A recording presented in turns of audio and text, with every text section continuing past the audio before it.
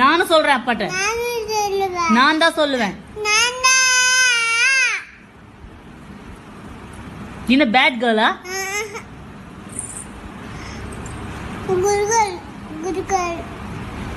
Good girl இப்படி பண்ண மாட்டாங்க. பேட் கேர்ள் தான் அந்த மாதிரி பண்ணுவாங்க. என்னது? என்ன பண்ண நீ இப்போ?